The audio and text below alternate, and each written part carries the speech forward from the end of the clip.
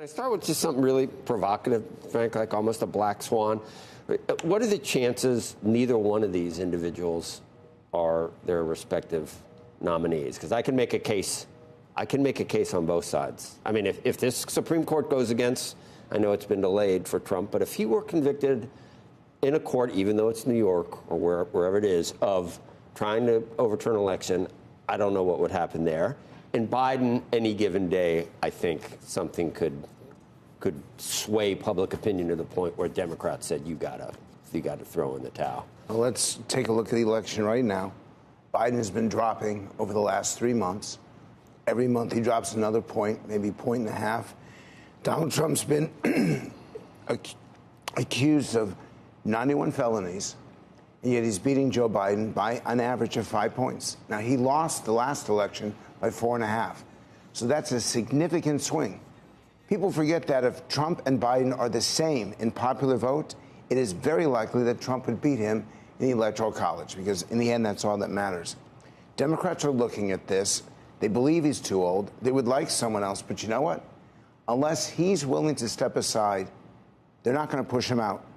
And even this uncommitted that gets 100,000 votes, which is a warning sign to his campaign, he's not going anywhere. And on the Trump side, he owns the Republican Party. Now, especially after McConnell, the last bulwark.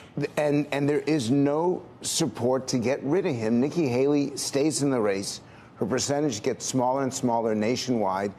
And there's just no anti-Trump vote out there that's enough to push him out. So unless someone gets sick, I don't see either of them getting pushed out.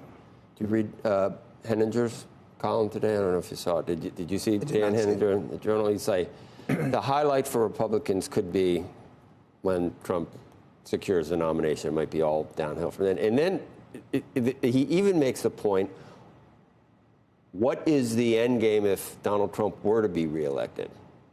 What's he going to do at that point? And also points out how Biden at this point has showered the United States with billions of dollars, billions. Everyone's got, student loans have been forgiven.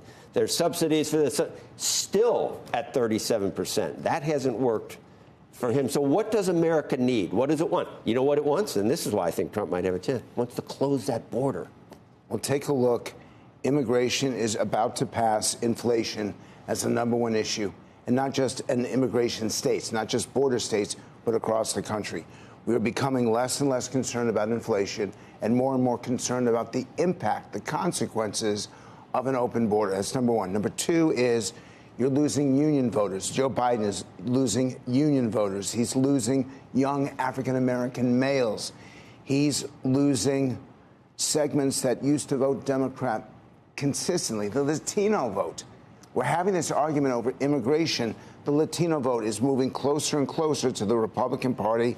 In fact, at this point, Donald Trump is getting 45% of the Latino vote. That's unheard of among Republicans. So, immigration right now, the vice president did not go to the border. She wanted no part of it, and that's a mistake for the Democrats.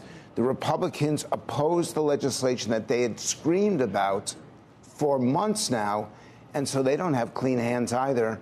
But Trump has a 20-point advantage over Biden on immigration. The Republicans have a similar advantage over the Democrats. So as this issue climbs, Republicans do better. Frank, what's the bigger problem for Biden? Is it losing swing state voters? Is it losing middle-of-the-road voters? Or does he have bigger problems with the far-left progressives who are unhappy with some of his policies, too, maybe not showing up to vote?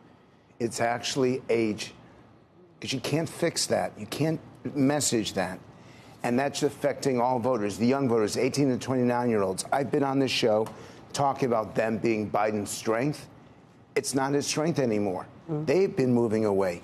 It's not necessarily an endorsement of Trump. It's a rejection of Joe Biden. So it's just who we dislike less as a nation that we're going to wind up They're electing? concerned about Trump's behavior, and they're frightened about Joe Biden's age. So we got two candidates inherently weak, having issues with people who give them that 50% vote. Their bases are strong, but the edges are weak.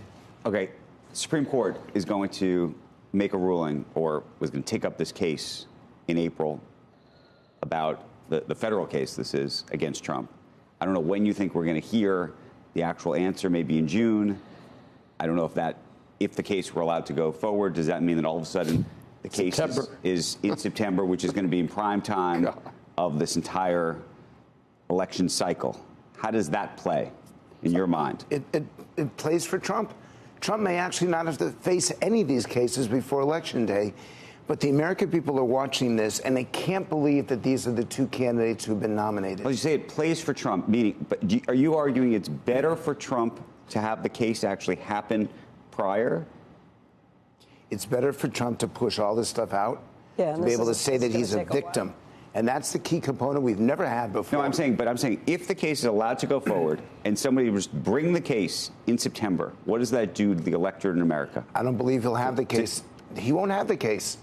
There's no judge that's going to say that the candidate for president who's been nominated has to go through a court case in the last 60 days of an election. Andrew, it's not going to happen. Okay, but flip it around. Is there an argument to be made that if, in fact, the Supreme Court says the case can't go forward, that actually that brings out Democrats, for example, or Republicans who have been anti-Trump, or say to themselves, you know, that they feel like the system is now rigged on the other side? That's why I feel like the case, we're not talking about the case at all. You're saying the case is irrelevant, or you think the case is very relevant? Andrew, everyone is voting. Every human being is going to line up.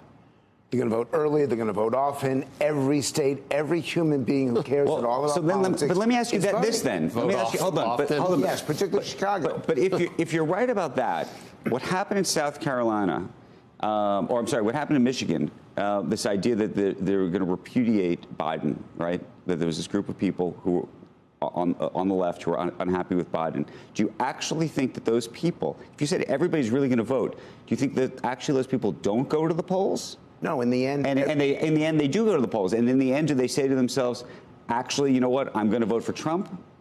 Those people? Those people who voted in Michigan to say, hey, Biden, we don't like what you're doing in terms of policy in the Middle East and Israel. You think those people ultimately vote for Trump? No, I think those people ultimately vote for Biden. So I don't even know what we're talking about when we look at that group and say that there's... I was going to ask that question, too. I don't think they matter. I think Haley voters will vote for Trump. So I agree with that, but you got these shifting because Trump is losing suburban voters at an even greater pace than he did in 2020. Suburban women, 18 to 45. So who's he picking up to be 5 points up then? If everybody's voting, the people you Hispanics and Latinos, right. Not losing younger voters as much as he has. Union voters, which is why Pennsylvania, Michigan, Wisconsin, state after state of these 9 key swing states, Trump is winning in 8 out of 9. Arizona, even Nevada, after Biden Georgia. walked the picket line? It had no impact in the end. And I just think we need to focus on the tone and the content that's going to go back and forth, because in the end, we're going to be down to 1 or 2% in these 9 states. We're going to have the most negative, hostile election in modern history. We don't know if Biden's going to debate Donald Trump. That's something you should start to focus on. And we're going to have this clash. But you think it's going to happen? See, you think there is going to be a debate? I'm still not convinced it's those two candidates. I don't believe Joe Biden. 99% those two candidates? If you wanted me to bet on it, I think it's legal now. You'd have to give me 9-1 odds for me to bet that it's not one of those. Either one. Either one. Let's make a bet. No, it's a black swan, but I wonder if we're just underestimating the possibility that neither one of them finally. If either of them steps aside, it creates chaos in that party. But here's the thing. If either of them steps aside, that's the party that wins the election. That's what I mean.